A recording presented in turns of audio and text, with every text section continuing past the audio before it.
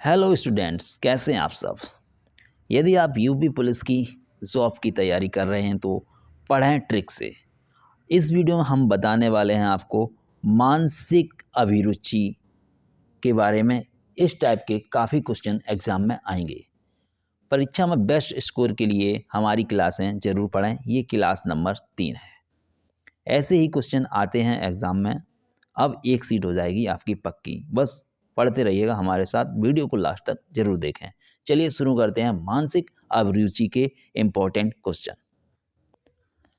यहाँ पे आज का फर्स्ट क्वेश्चन है, जनहित याचिका निम्न में से किसके द्वारा प्रस्तुत की जाती है। ऑप्शन आपके सामने हैं, किसी भी व्यक्ति के द्वारा, किसी भी अधिवक्ता द्वारा, किसी लोक सेवक द्वारा, किसी मान्यता प्राप्त सामाजिक संस्था द्वारा। तो बताइएगा क्या आंसर होगा। जनहित याचिका किसके द्वारा प्रस्तुत की जाती है। सही आंसर यहाँ पर हो जाएगा ऑप्शन डी, किसी मान्यता प्राप्त सामाजिक संस्था द्वारा जनहित याचिका प्रस्तुत की जाती है। नेक्स्ट क्वेश्चन है आपके सामने, जनहित का निम्नलिखित में से कौन सा अर्थ सही है। ऑप्शन आपके सामने हैं, सही आंसर कमेंट कीजिएगा। सही आंसर हो जाएगा बेटा ऑप्शन बी, जनता के प्रत्येक व्यक्ति का कल्याण। जनता के प्रत्येक व्यक्ति का कल्याण हो, ये जनहित का सही अर्थ होता है। नेक्स्ट क्वेश्चन देखिएगा, क्वेश्चन नंबर 3, एक जनहितवाद के बारे में निम्न में से कौन सा कथन सही नहीं है। कौन सा कथन सही नहीं है, देखिएगा यहाँ पर ऑप्शन आपके सामने हैं, सही आंसर कमेंट कीजिएगा। सही आंसर हो जाता है यहाँ पर ऑप्शन ए, जनहितवाद की याचिकाकर्ता बिना न्यायालय की अनुमति कभी भी वापस ले सकता है। जनहितवाद की याचिकाकर्ता बिना न्यायालय की अनुमति के कभी वापस ले सकता है, ये कथन गलत है। तो हमें यहाँ पर जो सही नहीं है वही बताना था, ठीक है। तो आंसर हो जाएगा ऑप्शन ए। नेक्स्ट क्वेश्चन देखेंगे, क्वेश्चन नंबर 4, शिक्षा का अधिकार किसे प्राप्त है। शिक्षा का अधिकार किसे प्राप्त है। ऑप्शन आपके सामने है, बताइएगा। निर्धनों के बच्चों को, श्रमिक बच्चों को, वेश्याओं के बच्चों को, या सभी। तो शिक्षा का अधिकार सभी बच्चों को प्राप्त है। ऑप्शन डी सही हो जाएगा। नेक्स्ट क्वेश्चन देखिएगा, क्वेश्चन नंबर 5, सार्वजनिक उपद्रव अथवा सार्वजनिक असुविधा का अपराध भारतीय दंड विधान की किस धारा में परिभाषित है। ऑप्शन आपके सामने, बताइएगा। सार्वजनिक असुविधा या अपराध किस धारा के अंतर्गत आता है। आंसर यहाँ सही हो जाता है ऑप्शन डी, धारा 268 के अनुसार। वीडियो में लास्ट तक बने रहिए, लास्ट में आपको बताएंगे कि आप यूपी पुलिस को एक सीट आपके लिए कैसे मिल सकती है। चलिए नेक्स्ट क्वेश्चन देखते हैं, सर्वोच्च न्यायालय में जनहित याचिका भारतीय संविधान के किस अनुच्छेद के अंतर्गत प्रस्तुत की जाती है। ऑप्शन आपके सामने हैं, सही आंसर आप कमेंट में लिख सकते हैं। सही आंसर हो जाता है ऑप्शन ए, अनुच्छेद 32। अनुच्छेद 32 के अनुसार सर्वोच्च न्यायालय में जनहित याचिका प्रस्तुत की जा सकती है। नेक्स्ट क्वेश्चन देखिएगा, जनहितवादियों द्वारा निम्नलिखित में से कौन से प्रशासनिक कार्य नियंत्रित नहीं किए जा सकते। आंसर हो जाएगा ऑप्शन सी, सरकार द्वारा पेट्रोल व डीजल के मूल्य वृद्धि करना। तो जनहितवादियों द्वारा निम्नलिखित में से जो ऑप्शन सही होगा, सरकार द्वारा पेट्रोल व डीजल के मूल्य में वृद्धि करना, ये प्रशासनिक कार्य नियंत्रित नहीं किया जा सकता। नेक्स्ट क्वेश्चन होगा बेटा, जनहितवाद भारतीय संविधान के किस अनुच्छेद के अंतर्गत उच्च न्यायालय में दाखिल किए जा सकते हैं। तो यहाँ पर सही आंसर हो जाएगा ऑप्शन सी, अनुच्छेद 226। अनुच्छेद 226 के अनुसार जनहितवाद भारतीय संविधान के अंतर्गत उच्च न्यायालय में दाखिल किए जा सकते हैं। नेक्स्ट क्वेश्चन है क्वेश्चन नंबर 9। भारतीय संविधान के किस अनुच्छेद के अंतर्गत ऐसा प्रावधान है कि 14 वर्ष से कम आयु के बच्चों को किसी भी कारखाने अथवा खान अथवा जोखिम भरे काम पर नियुक्त नहीं किया जाएगा? बताइएगा सही आंसर क्या होगा। तो आंसर यहाँ पर सही हो जाता है ऑप्शन ए, अनुच्छेद 24। जी हाँ, अनुच्छेद 24 के अनुसार 14 वर्ष से कम आयु के बच्चों को कारखाने या खान या जोखिम भरे कामों में नहीं लगाया जा सकता है। नेक्स्ट क्वेश्चन है आपके सामने क्वेश्चन नंबर 10। विशिष्ट व्यक्तियों के आगमन पर जनसाधारण की सुविधा व परेशानी को दृष्टि में रखते हुए ट्रैफिक व्यवस्था किस प्रकार की होनी चाहिए?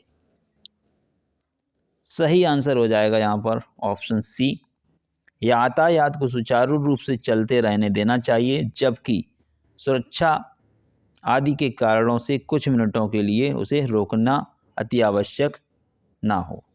तो ये ऑप्शन सही हो जाएगा।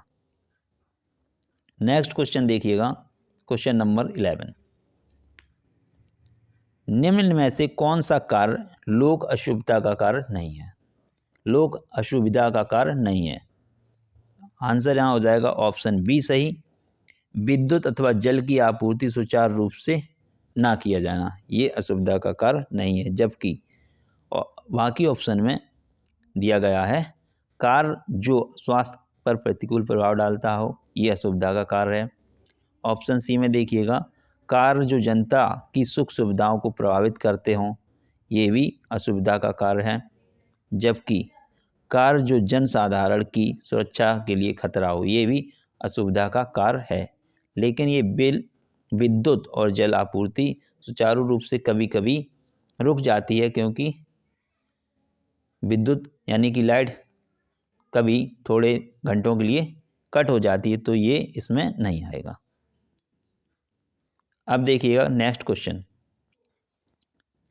जनसाधारण हित वादों को स्वीकार करने का निम्नलिखित में से कौन सा आधार पर्याप्त नहीं है?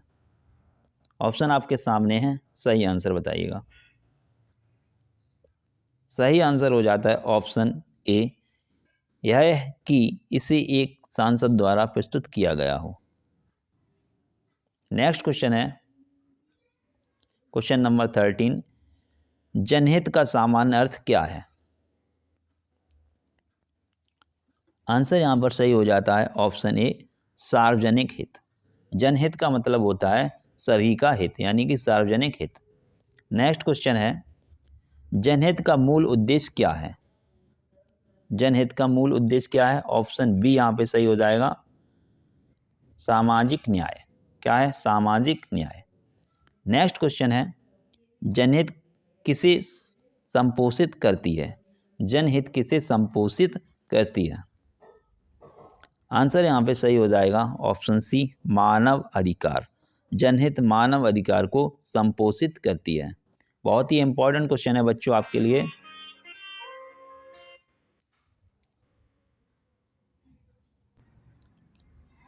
नेक्स्ट क्वेश्चन है, राजनीति विज्ञान ने किसे महत्वपूर्ण माना है?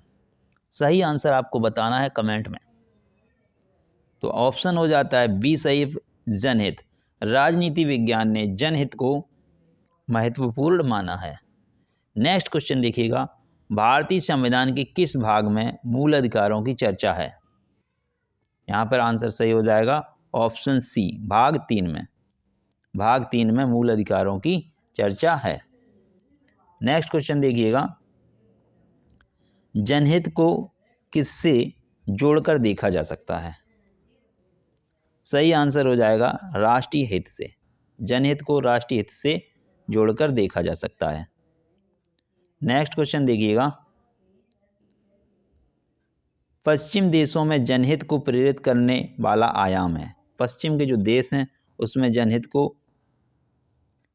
प्रेरित करने वाला आयाम है, तो कौन सा होगा?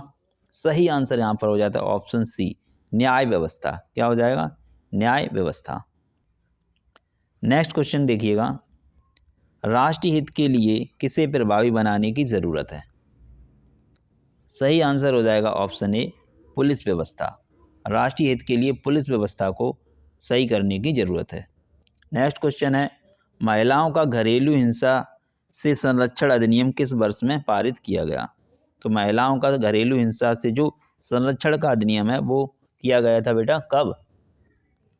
2005 में पारित किया गया था। कब? 2005 में। नेक्स्ट क्वेश्चन देखिएगा, क्वेश्चन नंबर 22। घरेलू हिंसा में निम्नलिखित में से क्या शामिल नहीं है?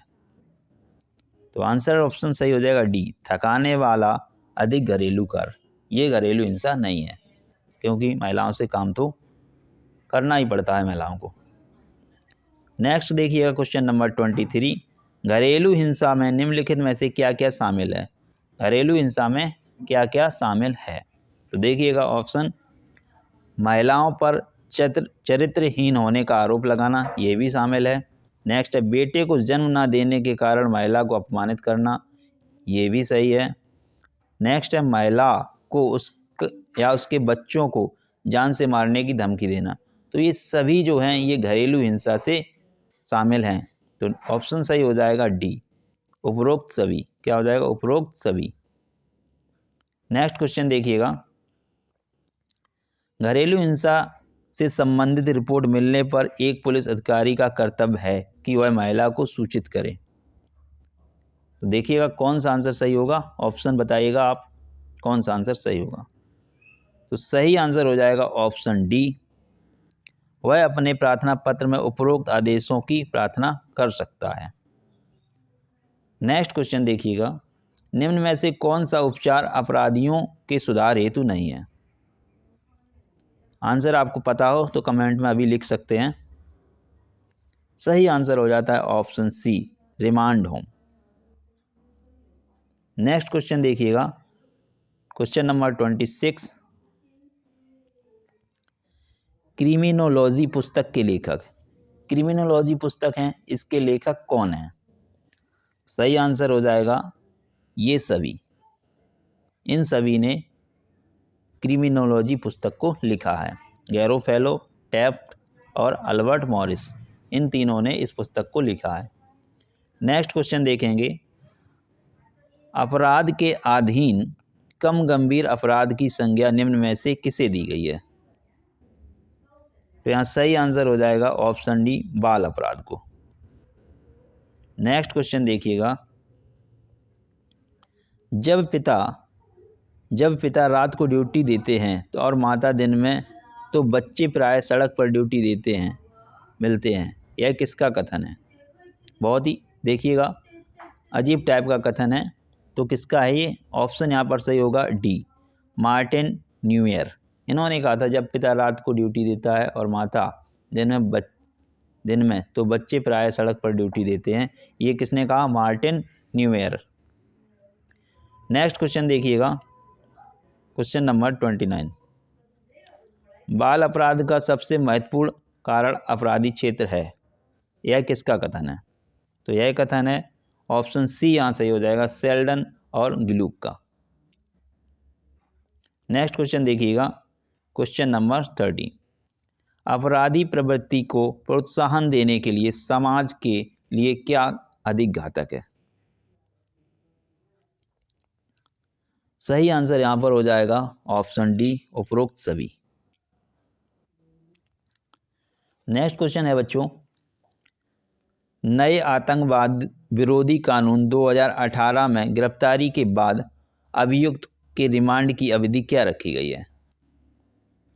बताइएगा आप, सही आंसर क्या होगा? आंसर ऑप्शन सी।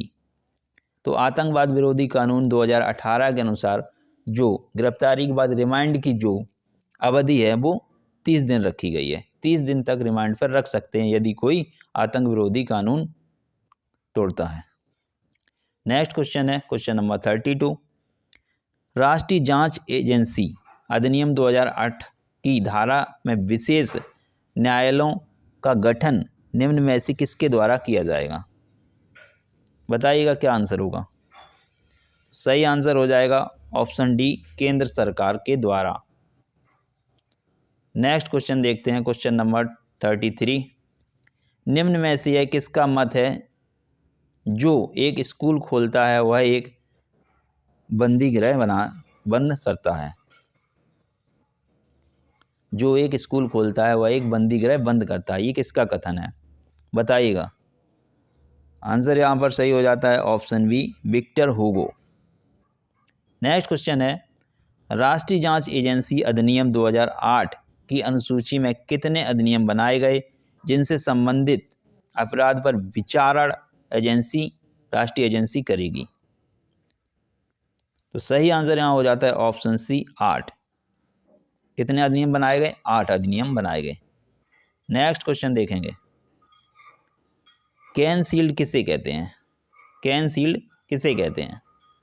सही आंसर हो जाएगा ऑप्शन सी, शरीर की रक्षा का एक साधन। कैनशील्ड क्या है? शरीर की रक्षा का एक साधन होता है। नेक्स्ट क्वेश्चन देखिएगा, क्वेश्चन नंबर 36। दंगों के दौरान पुलिस को निम्न में से सर्वप्रथम कौन सी कार्रवाई करनी चाहिए? यदि दंगा हो जाते हैं तो पुलिस को कौन सी कार्रवाई सबसे पहले करनी चाहिए? बताइएगा क्या आंसर होगा इस क्वेश्चन का। आंसर हो जाएगा ऑप्शन डी, दंगा भड़काने वाले लोगों, आगाजनी, पथराव, फायरिंग करने वालों को सख्त चेतावनी देना तथा हल्का लाठीचार्ज करना चाहिए। नेक्स्ट क्वेश्चन देखिएगा, आतंकवाद से सख्ती से निपटने के लिए गैरकानूनी गतिविधियां निवारण विधेयक किस तारीख से प्रभावित होगा? तो कब से प्रभावित होगा ये? सही आंसर हो जाएगा ऑप्शन डी, 1 जनवरी 2009 से। नेक्स्ट क्वेश्चन देखिएगा, क्वेश्चन नंबर 38। गैर कानूनी गतिविधि निवारण संशोधन विधेयक 2008 के द्वारा धारा 18 में संशोधन कर आतंकवादी कैंपों को संगठित करने हेतु क्या दंड प्रस्तावित किया गया है? तो यहाँ सही आंसर हो जाएगा ऑप्शन सी, 5 वर्ष से आजीवन कारावास। 5 वर्ष या 5 वर्ष से आजीवन कारावास हो सकता है। नेक्स्ट क्वेश्चन देखिएगा, भारत में अपराध करने के लिए निम्न में से कौन सा कारण उत्तरदायी नहीं है? कौन सा कारण उत्तरदायी नहीं है? तो सही आंसर है उच्च शिक्षा। उच्च शिक्षा।